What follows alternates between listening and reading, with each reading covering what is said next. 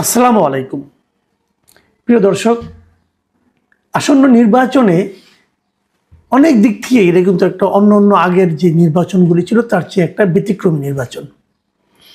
যেমন এইবার দুটো নির্বাচন হচ্ছে, গণভোট হচ্ছে এবং জাতীয় সংসদ নির্বাচন হচ্ছে। এবারই প্রথমবারের মতো আমাদের এখানে পোস্টাল ভোট পড়ছে। এগুলি আসলে একটা অসাধারণ একটা বিষয়, এগুলি কখনো আগে হয়নি। আমাদের এখানে পোস্টাল ভোটের সিস্টেমটা ছিল না। এখন এই পোস্টাল ভোট নিয়ে কিন্তু নানা ধরনের মানুষের মধ্যে বিভ্রান্তি এবং মানুষের মধ্যে এক ধরনের সন্দেহ তৈরি হয়েছে, বেশ স্ক্যান্ডালও কিন্তু হয়েছে। আপনারা জানেন যে পোস্টাল ভোট জিনিসটা কি, সেটা আগে একটু বলে নিই। সবাই জানেন, তবু আমি আরেকবার বলি যে ভোটের দিন সশরীরে অনেকে ভোট দিতে পারেন না, বিভিন্ন কারণেই পারেন না। ধরেন যারা জেলখানায় থাকেন, অথবা ধরেন তিনি আপনার এই দেশের বাইরে আছেন, অথবা ধরেন তিনি হয়তো কোনো নির্বাচনী কাজ করছেন, নির্বাচনী দায়িত্ব পালন করছেন। যেমন ধরেন ওদিন পুলিশ, অথবা আপনার বিজিবি, অথবা আর্মি, অথবা যারা নাকি সরকারি কর্মকর্তা, তারা তো সবাই কোনো না কোনো ভোট কেন্দ্রে হয় প্রিজাইডিং অফিসার নাহলে পোলিং অফিসার থাকছেন। এখন মনে করেন একজন পুলিশ, সে হয়তো তার বাড়ি হয়তো মনে করেন ময়মনসিংহ ধরা যাক, কিন্তু তার চাকরির কারণে সে এখন পোস্টিং হলো দিনাজপুরে। উনি কিন্তু দিনাজপুরে ভোট কেন্দ্রে পাহারা দিচ্ছেন। তো উনি তো ময়মনসিংহ, উনি হয়তো ময়মনসিংহের ভোটার, তো উনি কীভাবে ভোট দিবেন? তো এই যে ভোটগুলো দূরে যারা আছেন, তারা একটা সিস্টেমে আছে যে পোস্টালভাবে ভোট দেন। মানে তাদের কাছে আগেই নির্বাচন কমিশন একটা ব্যালট পেপার পাঠিয়ে দেন তার এলাকার, সেই ব্যালট পেপারে তারা ওখানে সিল দেন অথবা টিক চিহ্ন দেন, দিয়ে ওইটা আবার সিলগালা করে পাঠিয়ে আবার ইলেকশন কমিশনের কাছে পাঠিয়ে দেন। তো ইলেকশন কমিশন ওটা খুলে দেখেন যে কিভাবে ভোটটা আছে, এবং যার যার আসনের তার আসনের যে অন্য ভোট আছে সেগুলোর সঙ্গে যোগ করেন, এভাবে করেন।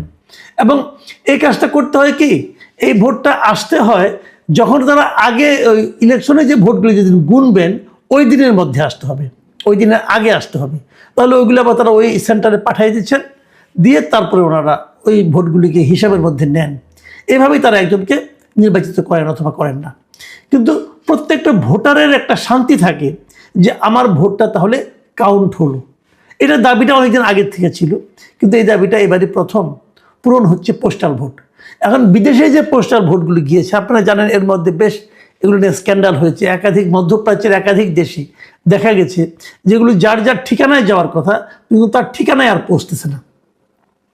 পৌঁছতেছে এক জায়গায়, পৌঁছছে এক জায়গায় হয়তো 100-150 ভোট একটা ঠিকানায় গিয়েছে, ওইখান থেকে যার যারটা নিয়ে যাচ্ছে, অথবা কেউ ওখানে বসে পূরণ করতে বলা হচ্ছে। কোনো একটা পলিটিক্যাল পার্টির যারা কর্মী হয়তো তাদের কাছে গিয়েছে। এই ধরনের নানা ধরনের স্ক্যান্ডাল কিন্তু আমরা দেখেছি। এর বাইরে আরেকটা যে কাজ ঘটেছে সেটা হলো দেশে যারা পোস্টাল ভোট পেয়েছে, যারা নাকি সরকারি চাকরি করেন, অথবা যারা সশস্ত্র বাহিনীতে চাকরি করেন, যারা পুলিশে চাকরি করেন, তো এরাও কিন্তু পোস্টাল ভোট দিচ্ছে। এদের কাছে অলরেডি পোস্টাল ভোট গিয়েছে। এটা কীভাবে গিয়েছে সেটাও আমি বলি।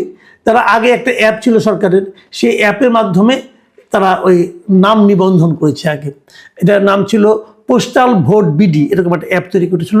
সেই অ্যাপের মাধ্যমে যার যার নাম রেজিস্ট্রেশন করার পর তারপর তাদের ঠিকানায় একটা করে ব্যালট পেপার গিয়েছে।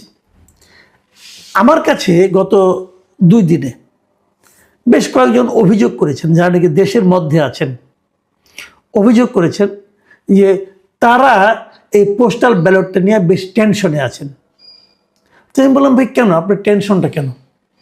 তো ওনারা বললেন যে আমার কাছে যে কাগজটা, যে খামটা পাঠিয়েছে নির্বাচন কমিশনের পক্ষ থেকে, সেই খামের মধ্যে যে কাগজগুলো আছে সেগুলোর মধ্যে আমি যদি পূরণ করতে যাই তাহলে আমার পরিচয়টা প্রকাশ হয়ে যেতে পারে। তাহলে তারাকে আমি বলি তাদের কাছে কী কী পাঠানো হয়েছে। আমাকে 2 জন লোক অলরেডি পাঠিয়েছেন, তাদের পুরো ফর্মটা পাঠিয়েছেন, কিভাবে কি হয়েছে না আমি আপনাদের দেখাই। প্রথমে একটা খামের মধ্যে, নির্বাচন কমিশনের একটা খামের মধ্যে ওনাদের কাছে একটা ব্যালট পেপার গিয়েছে, মানে একটা খাম গিয়েছে। ওই খামটা খুললে পর তার ভেতর থেকে একটা আপনার একটু কালার, পিঙ্ক কালারের একটা ব্যালট পেয়েছে, এবং ওটার মধ্যে গণভোট লেখা। এরকম আপনারা দেখেন এই গণভোট, এখানে হ্যাঁ অথবা না লিখতে হবে। এখানে 4টা অপশন দেওয়া, প্রশ্ন দেওয়া আছে। এই 4টা প্রশ্নের একটাই হ্যাঁ হবে, অথবা না দিলে একটাই না দিতে হবে। না দিলে আপনি এগুলি একটাও পাবেন না, হ্যাঁ দিলে যেগুলো আপনার মধ্যে চান না সেটাও আপনাকে পাবেন, সব আপনি পাবেন। এগুলো গণভোটের ব্যালট পেপার। যাকে এটা নিয়ে অনেক আলোচনা করেছে, এটা নিয়ে আলোচনা করতে চাই না। তারপরে যেটা রয়েছে, যেটা ব্যালট পেপার রয়েছে, এই ব্যালট পেপারের মধ্যে আপনার এখানে উনি যে এলাকার আপনার ভোটার, সে এলাকার প্রার্থীদের মানে আপনার একটা প্রতীক আছে এবং নামও আছে। বাট এখানে নিরাপত্তার স্বার্থে আমি ওই সবগুলো মানে এমনভাবে এটা দেখাচ্ছি আপনাদেরকে, যাতে নাকি ওই ক্রমিক নাম্বারটা আপনারা না পান, না দেখেন, এবং ওনার নামগুলিও না দেখেন, যাতে আপনি বুঝতে না পারেন যেটা কে পাঠিয়েছে অথবা কোন এলাকার ভোটার, সেই জন্য বুঝতে না পারেন। এই জন্য আমি এরকম আপনার নমুনাটা দেখালাম কেবল। এবং তারপর যেটা পেজটা আছে, এটাকে বলা হচ্ছে যে একটা মানে আপনার ঘোষণার মতো।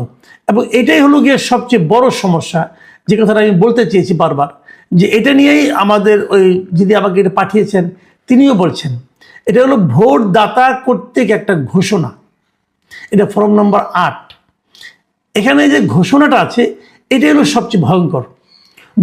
এখানে কি বলা হয়েছে সেটা আপনাদের আমি একটু পড়ে শোনাই। এখানে লেখা হয়েছে, আমি এত দ্বারা ঘোষণা করেছি যে উপরোক্ত নির্বাচনের এত এত এত ক্রমিক নম্বর সম্বলিত পোস্টাল ব্যালট পেপার এবং গণভোটের পোস্টাল ব্যালট পেপার যে ভোট বা দাতার নিকট প্রেরণ করা হয়েছে, আমি সেই ব্যক্তি। ওকে, বলতেছে আমি নির্বাচন কমিশন কর্তৃক প্রতীক বরাদ্দের পর আমার নির্বাচনী এলাকার প্রার্থী ও প্রতীক দেখিয়া এবং গণভোট সংক্রান্ত প্রশ্ন পড়িয়া সজ্ঞানে জাতীয় সংসদ নির্বাচন ও গণভোটের পোস্টাল ব্যালটের পেপারে টিক অথবা ক্রস চিহ্ন দিয়া কারো দ্বারা প্রভাবিত না হইয়া এবং গোপনে ভোটদান করিয়াছি, এই উনি ঘোষণা দিলেন।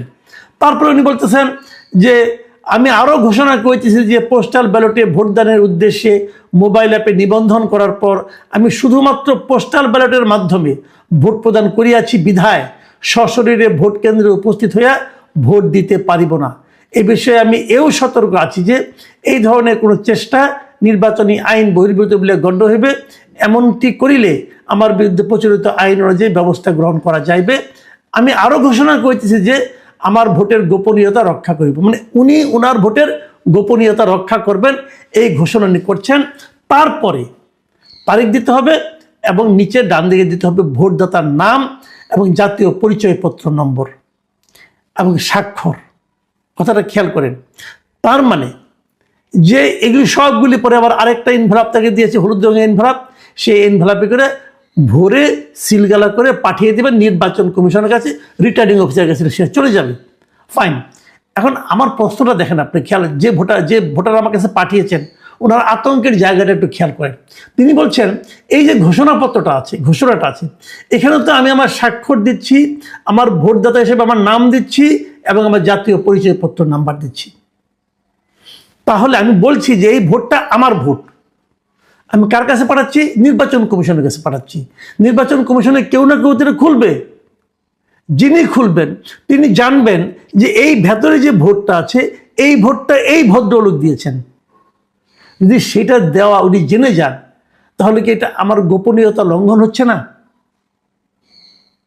প্রিয় দর্শক, ভেবে দেখুন, আমার কাছে যারা পাঠিয়েছেন এর মধ্যে একজন সশস্ত্র বাহিনী ব্যক্তিও আছেন। ওনার বক্তব্য হলো, তা আমি যাকে চাকরি করি, এখন ধরেন আমি যাকে ভোট দিলাম সে পাশ করলো না, অন্য দল পাশ করলো, তাহলে তারা কি খোঁজ করবে না যে পোস্টাল ব্যালটে কে কে আমাদের বিপক্ষে ভোট দিয়েছে? এবং তারা যখন পাশ করলো তাদের হাতে তো সব কিছু থাকবে, ইলেকশন কমিশনও তাদের নিয়ন্ত্রণে থাকবে।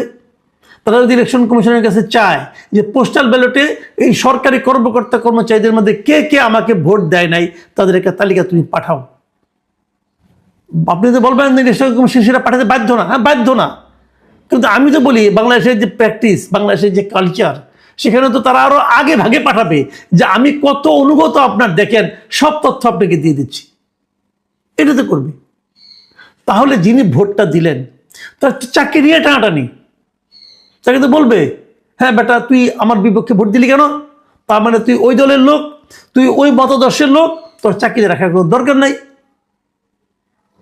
তাহলে ভোটের গোপনীয়তাটা কোথায় থাকলো? এবং এই পোস্টাল ব্যালটের মাধ্যমে ভোট দেওয়াটা, প্রত্যেক লোক সে একটা ভোট দিতে পারলো, কিন্তু তার তো চাকরিটাই রিস্কে পড়ে গেল। মানে আমি বুঝতে পারি না, এটা কি নির্বাচন কমিশন ইচ্ছাকৃতভাবে করেছেন, নাকি নির্বাচন কমিশন এই কাজটা করেছে আনারই মতো না বুঝে? যদি না বুঝে করেন তাহলে এই অবুঝ নির্বাচন কমিশন তো একটা নির্বাচন করতে পারবে না। আর যদি ইচ্ছা করে থাকেন তাহলে তো এই পক্ষপাত দুষ্ট নির্বাচন কমিশন আমাদের জন্য একটা বিপদ। আমরা যাবো কোথায়? এরই মধ্যে আপনারা জানেন হা না ভোট নিয়ে কি কেলেঙ্কারি হয়ে গেছে। সরকার হার পক্ষে ভোট দেওয়া যারা মানুষকে প্রভাবিত করেছে, নির্বাচন কমিশন প্রথম কিছু বলে নাই, পরে বলে যে এটা নাকি দণ্ডনীয় অপরাধ। তো যারা দণ্ডনীয় অপরাধ করেছে তারাই তো আবার রিটার্নিং অফিসার। তো যে লোক এরকম অপরাধ করতে পারে, পক্ষপাতমূলক অপরাধ করতে পারে, তাকে আমরা রিটার্নিং অফিসার হিসেবে রাখেন কিভাবে? এই সমস্ত প্রশ্ন